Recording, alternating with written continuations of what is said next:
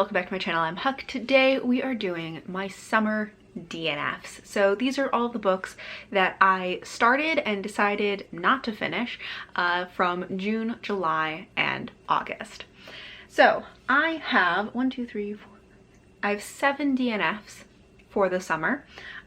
So let's just get into it. The first book that I DNF'd was The Weight of Feathers by Anna-Marie McLemore. So Anna-Marie McLemore is a author that I have read books from before and really enjoyed, but I think that their books can be a little hit or miss for me. Like, I've really liked some of them, and this is the second one that I really haven't enjoyed. This is the first one I've actually DNF'd though, but this is a kind of like a star-crossed lovers, almost like Romeo and Juliet type, like YA magical realism romance. That was a weird order of like how to explain what this is, but you get it. So in this, we're following 2 characters. There's a girl and a boy from 2 like rival families. Both of them, their families are different kinds of performers. Her family, they are like mermaids, and it's like not clear, like, are they actually like magical, maybe kind of mermaids in some way, or did they just like portray being mermaids? But they do like different underwater tricks and stuff like that.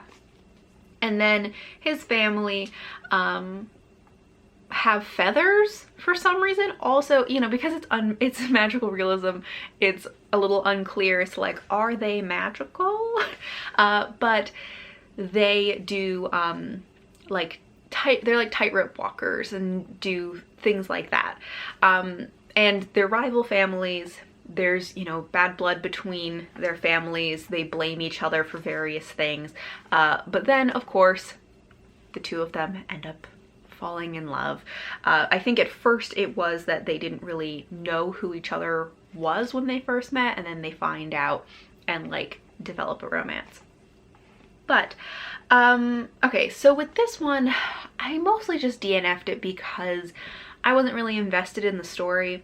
I think that this either may be McLemore's debut or just one of their earliest books, and I think that it doesn't quite feel like an Anna-Marie McLemore book to me yet, you know? Sometimes if you like read an author's book and then go back and read some of their earlier work, you can kind of be like, I see where you're going, and like I see the glimmers of the author that you are going to be and the things that I love about your books, but like right now it's not like fully there yet. And that's kind of what I felt like about this, whereas like I can see the hint of what becomes like what I would associate with Anna-Marie McLemore's books and writing and the way that they tell stories, but it just didn't like fully, it didn't feel like that was fully developed yet, and it just didn't have the magic of you know, what I usually enjoy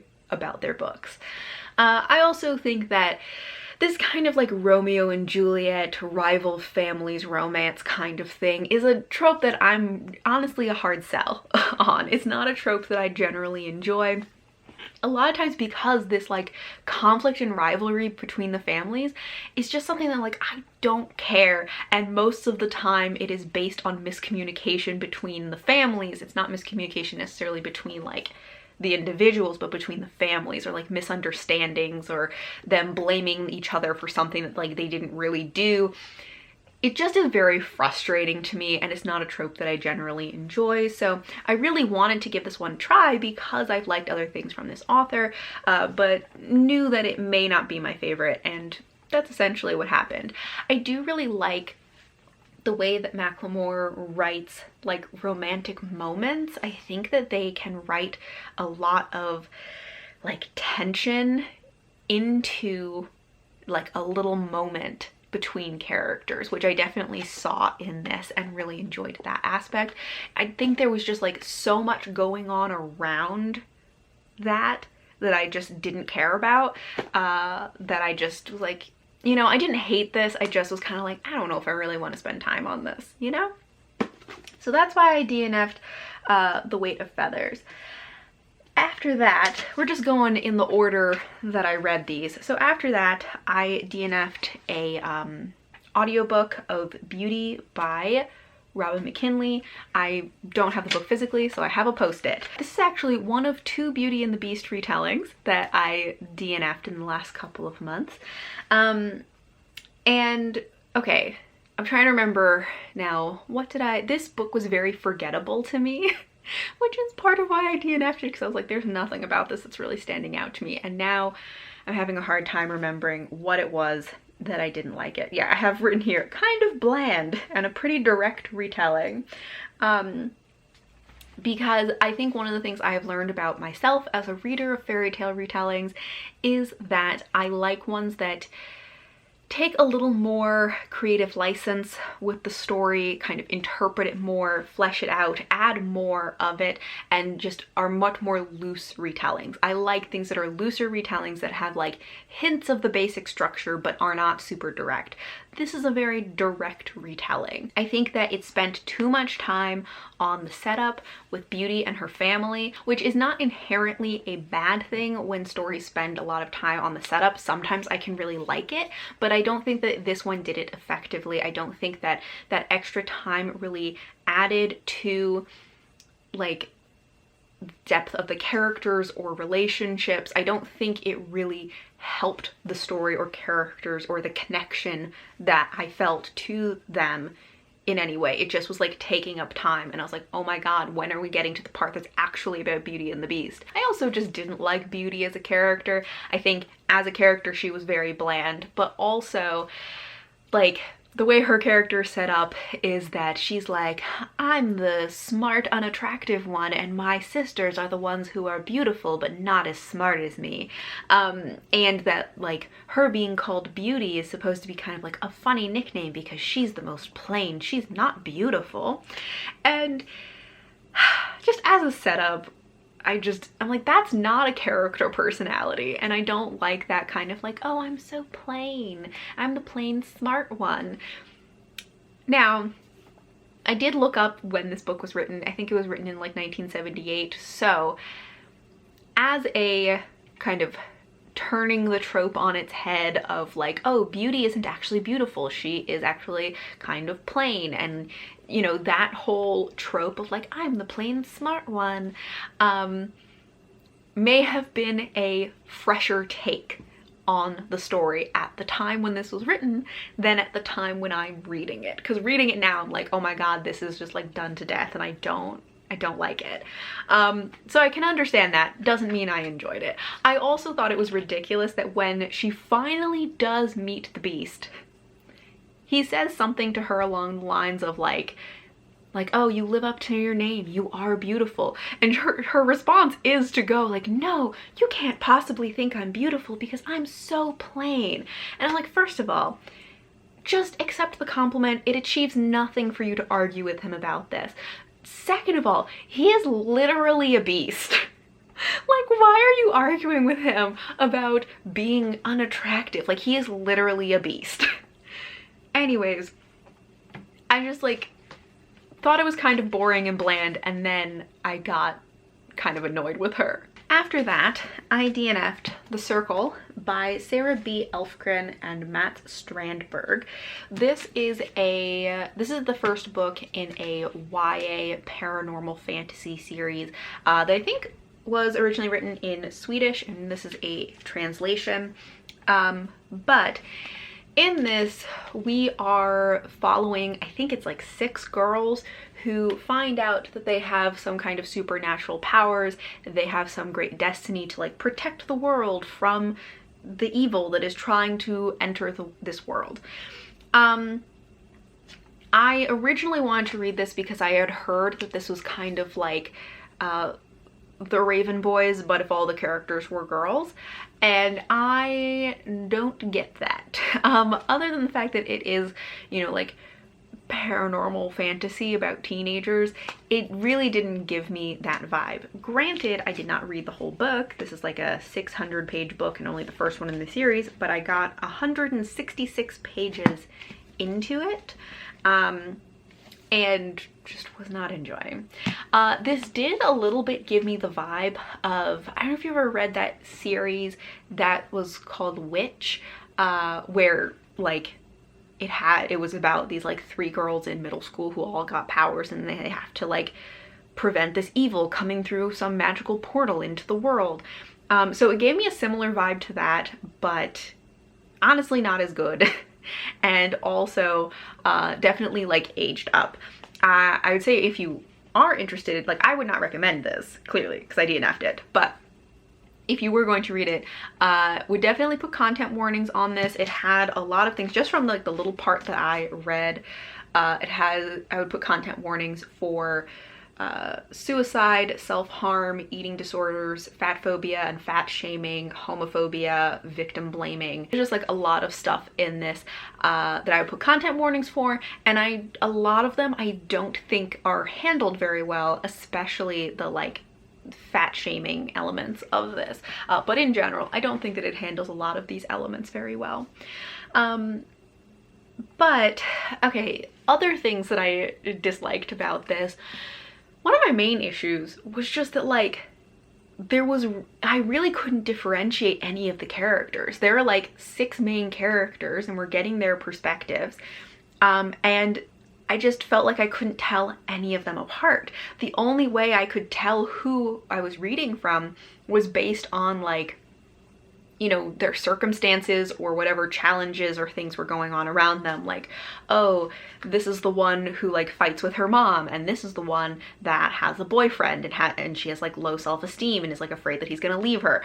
That was the only way I could tell who was who, because their personalities like really completely ran together. I was like, I have no idea who anybody is otherwise. So yeah, I found that frustrating, that I really couldn't differentiate between any of these characters. And then there's just like a lot of things that, you know, if I had been enjoying other elements of the story, maybe it wouldn't have bothered me. But like when they find out that they have powers, they just like accept it real fast, and they're just like, okay, that's totally fine, that's normal. And I'm just like, what? I don't know. Maybe if I had enjoyed more of this, that wouldn't have bothered me, but because I was already not liking it, it just annoyed me. Overall, I just was like, I don't really care about anything that's happening in this. I don't care about any of the characters because I can't tell who anybody is. And I did not want to spend 600 pages feeling that way, let alone the fact that it was dealing with a lot of very like sensitive topics, and I don't think it was doing it in an especially good way. So that one got DNF'd. What came after The Circle? Oh right, then I DNF'd The Summer I Turned Pretty by Jenny Han.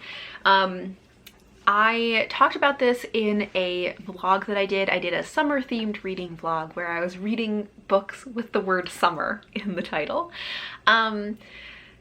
And so this is one that I originally wasn't planning to read just because it didn't sound very interesting, but then I realized it was written by Jenny Han and I liked To All the Boys I Loved Before, so I wanted to give it a try. And then I was like, you know what? My first instinct was correct. I did not enjoy this. I think that it was one of those books where I'm like, I don't hate this, but I also don't care about anything. In it, we're following this girl, Belly. So she has a brother. Her mother, her brother, and she, I don't think I said that sentence correctly, every year go to this like summer beach house that her mom's best friend owns. The mom's best friend also has 2 sons that are about their same age, and Belly is like in love with slash obsessed with both of the brothers. But this is the summer that she's turned pretty, so she's suddenly getting attention from people. There ends up being 3 love interests because there is also like the decoy boy who is in like every one of these books.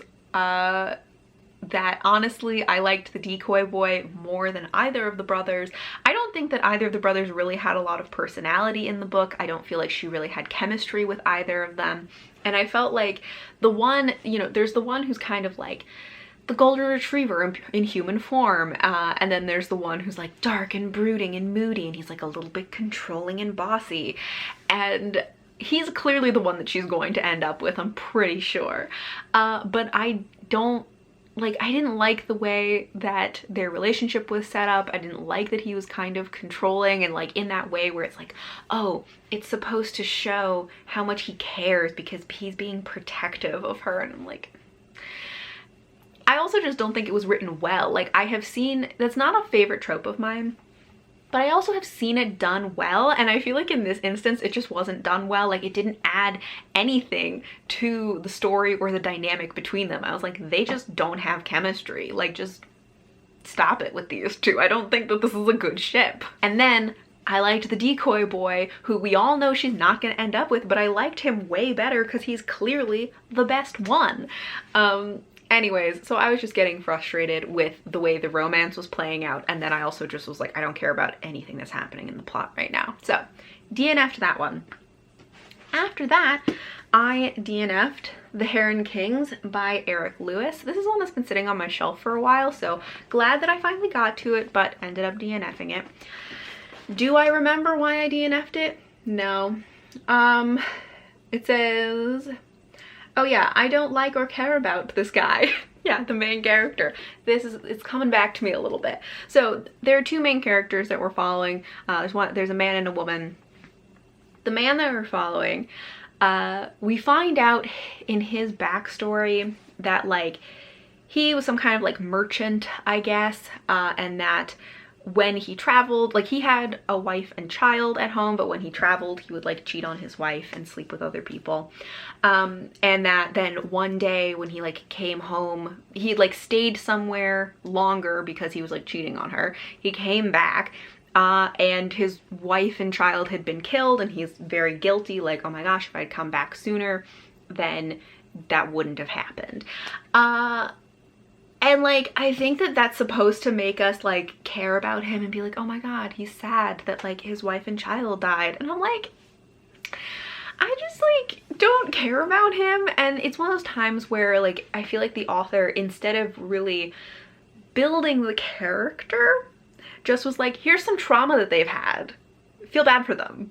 Like, that's not building a character. I also just was like, very few opinions about Alessia, who is the other character in this. I don't feel like she had a whole lot of personality. I didn't like the writing in this. I think that it just really, I just found it very lacking in terms of the like building character, building world, building atmosphere. It just felt very like straightforward and being like, here's some stuff, care about it. And I'm like, that's not how this works. Yeah, did not enjoy and ended up DNFing it. How far into this did I get, actually? I got 90 pages out of like 300 pages, so I don't know. I feel like I gave it a good shot. That's almost a third.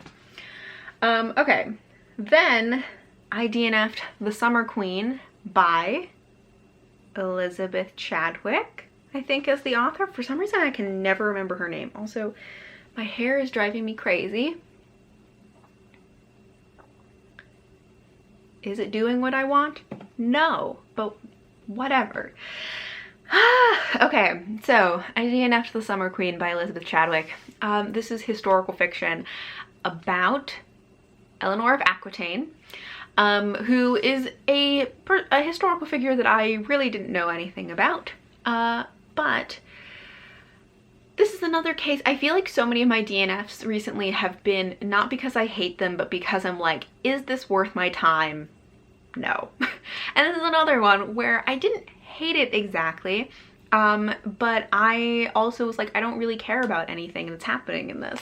I don't think the characters and relationships are written particularly well, and I wish that there had been more characters in it because, okay, so in this, we're following Eleanor when she's about like 14 or something. Her father, who is the Lord of Aquitaine, is he a duke? But he dies. She becomes the one who is in charge of Aquitaine. He also leaves her as a charge to the King of France, who then quickly marries her to his son so that he can have some like control over Aquitaine. At first, she's happy with the marriage, and then we find out that her husband just like isn't great after a while. The marriage really goes downhill. And they also very soon after getting married become king and queen of France because the king dies. And I just don't feel like her character was very well written or compellingly written. It felt much more interested in the like historical events instead of like building and fleshing out this character so that you could really feel connected to her. But also I wish there had been other characters, more characters around them, because we pretty much only get stuff about Eleanor and then her husband, and that's most of it. And I just like wish there had been a couple of other side characters that maybe I could have been invested in, because I wasn't really connecting with Eleanor, and obviously her husband is like not great and their whole marriage ends up being pretty bad. So I don't know, did not enjoy it, DNF'd. After that, the last book that I DNF'd was Hunted by Megan Spooner. So this was the other Beauty and the Beast retelling. This is one that I think was a little bit less of a direct Beauty and the Beast retelling, although I still feel like it could have done a little bit more to like change the story. How far did I get into this? Oh my gosh, I didn't realize. I got 232 pages out of what, like, how many pages are in this? 368? Like, I read most of this book and then DNF'd it. I didn't realize that. Yeah, so in this, we're following, what is our main character's name? Yeva. Her father was a hunter, but then became a merchant and kind of worked his way up in society. Then he makes some like risky business decisions and loses his like caravan. So they are left with nothing and they have to move back to a hunting lodge where they used to live before he became a merchant and go back to being a hunter. He becomes obsessed with hunting some kind of like monster in the forest, and then he disappears, and so Yeva has to go after him to find him. She is a hunter and has a really strong connection to like the forest and stuff like that. So she ends up going after him and gets captured by the beast. And this is another case, I know this may not be the most interesting of answers, but this is another case of like, do I hate this? No. Do I want to spend my time on it? Also no. I just didn't think that the characters were particularly interesting.